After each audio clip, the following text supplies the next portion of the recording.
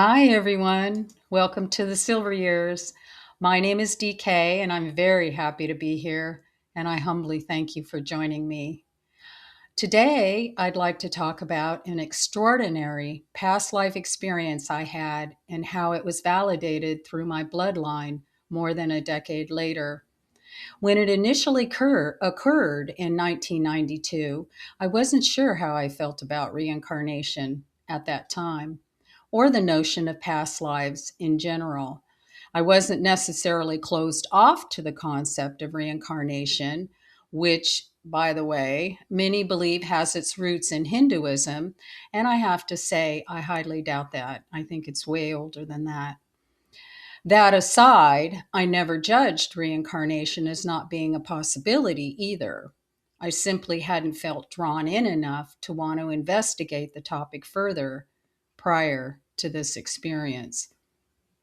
Now, it's important to set the stage for my episode because it didn't come with intention, like through a hypnotherapy session or a past life regression.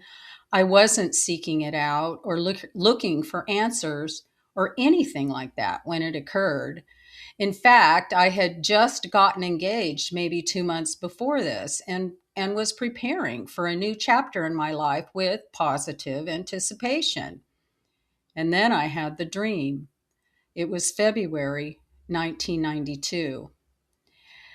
Now, in December of 1991, I had just gotten engaged to Chef, who became my second husband during a visit to Whitefish, Montana over the Christmas holidays.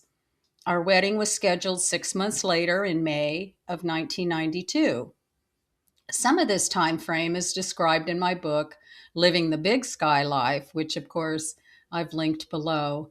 But I'm not here to repeat those stories, and the experience I'm telling you about today was not included in my book for a variety of reasons. This wasn't a typical dream of mine. It was a dream that many would classify, excuse me, as a nightmare, really. But that thought never even occurred to me because it didn't frighten me. It was a dream that left a forever mark, though. It was so powerful that it made sure I'd never forget it or how it smelled, tasted, sounded, and I never did because, well, here I am talking about it. Yet when it happened, there was nothing about it that made me connect it to anything I'd known before, let alone a past life. So let me describe the dream. I dreamt that a man stood over me as I lay flat on my belly on a cold floor. The man was smashing my face into the cold floor with his hand or foot, while at the base of my skull he had pressed the barrel of a gun. I never saw the man. I never saw the firearm. The entire dream had me prone on the floor with my face pressed into it with no means of escape. No words were spoken, yet in my dream I remember thinking with some panic, he's going to shoot me, he's going to shoot me. And then the weapon exploded into the back of my head as the man above me pulled the trigger. At that point within the dream, something shifted. And it was like I became an observer of what was happening instead of the victim experiencing it. I was observing what it felt like to be executed in a way I never thought imaginable. There was no pain or emotional distress in the observing of it. I could see the bullet travel through my brain in slow motion as it liquefied the brain matter with a slushing sound. I could see it collapse into a pool within the skull.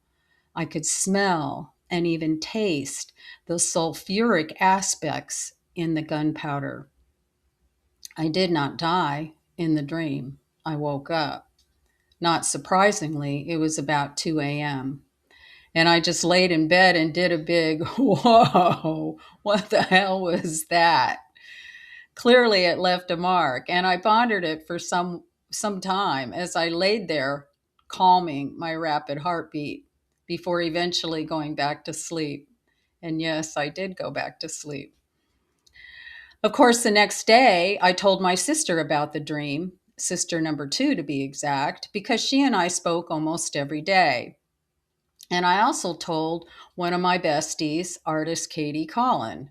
And that was pretty much it. I shook off the dream and I carried on with my life, my wedding, my move to Montana, even though I never forgot. Now we need to fast forward to around 2001, 2002 timeframe. I was long divorced from Chef by this time and had settled back into my life in Orange County. On this particular evening, after work, I had gone to the gym as I had a habit of doing, and I remember specifically being mentally checked out while on the Stairmaster. All of the big screens that they have at the gym were all blaring news stations or whatever they play, like they do at the gym. And I think I was just staring up at them, but not paying any attention to anything, just crunching the stairs and sweating and totally mindless. When out of nowhere came a vision, not totally unlike the Reiki vision I had in my car, as described in my earlier video, Do You Remember? I'll include a link to that if you're interested. Anyhow, out of nowhere came this vision. In the vision, I saw the face of the man who shot me in that dream almost a decade earlier, and that face was Chef's. The vision swept in and swept through me so fast it drained me of all the energy I had within my body. It stopped me dead in my tracks.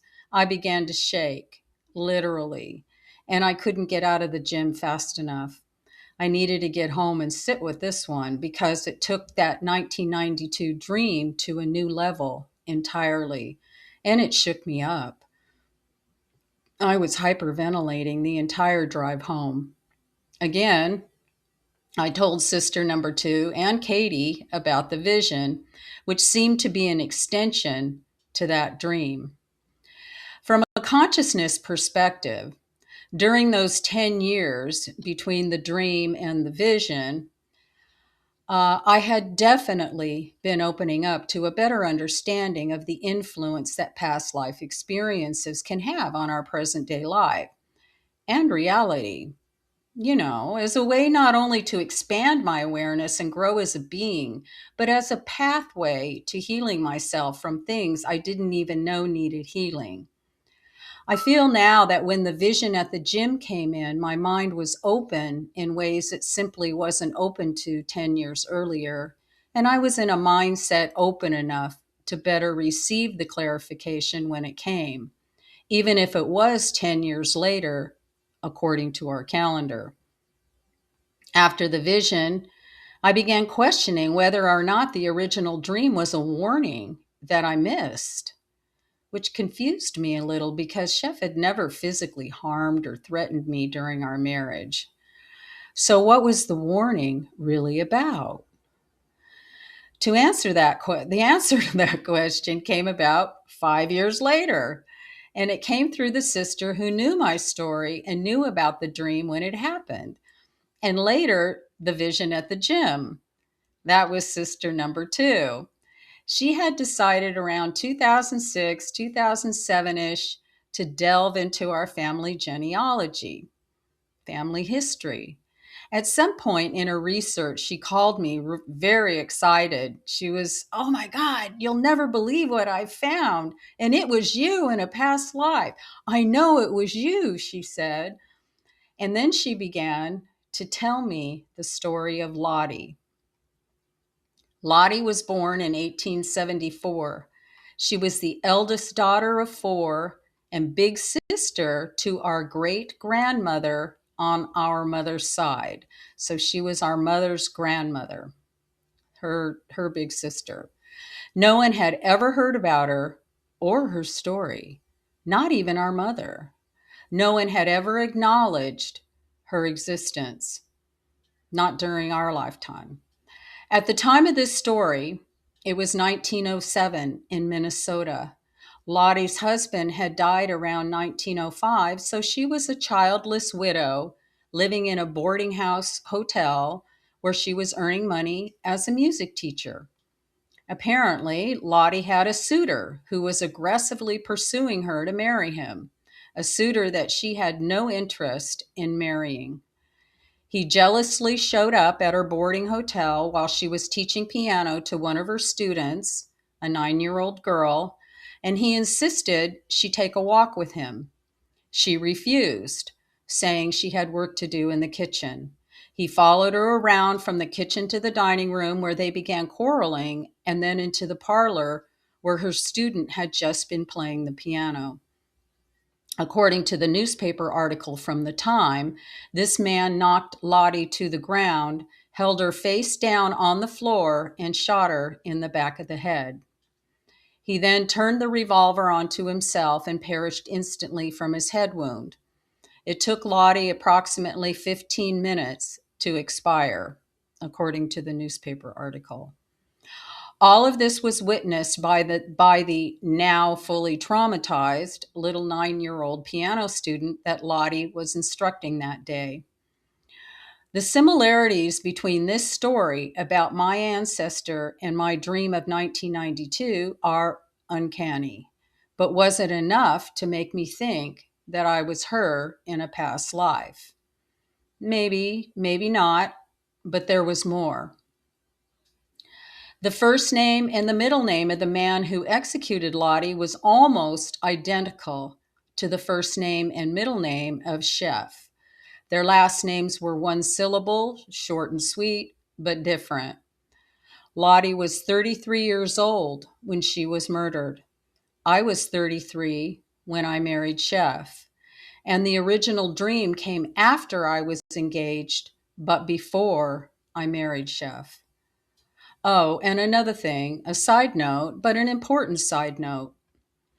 I suffered from debilitating migraine headaches for many years, something I touched on in my book, Living the Big Sky Life, because I had so many migraines while living in Montana when married to Chef that I ended up in the ER before going to work more than a few times. That day in the gym when I had the vision of Chef being the executioner in my 1992 dream shifted my reality in ways I never expected. In fact, it changed everything, literally. I have never had, and I repeat, I have never had a migraine again since that day. In fact, the daily headaches I'd experienced most of my adult life up until that point completely stopped at that time. They just stopped. When looking back on all of this with today's eyes, I have no doubt about my role as Lottie once upon a time. Sister number two is right. I see the parallels and the similarities along with the other subtle things not mentioned here. It's given me a better understanding of why I chose this family lineage to incarnate into and some of what I'm here to clear, at least some of it. This incident created a significant trauma, an ancestral wound that shattered the bloodline as it rippled through the generations, and it needed to be cleared and reset. It needed to be healed, even if no one knew it existed. And guess what? It began with me in 1907, so obviously it needed to end with me, even if it was a century later. There are no timeless. Everything's timeless. Even if it is a century, it's timeless. It's all happening now. Because, you've got to live it in order to change it. You have to live it in order to change it. So I lived it to change it.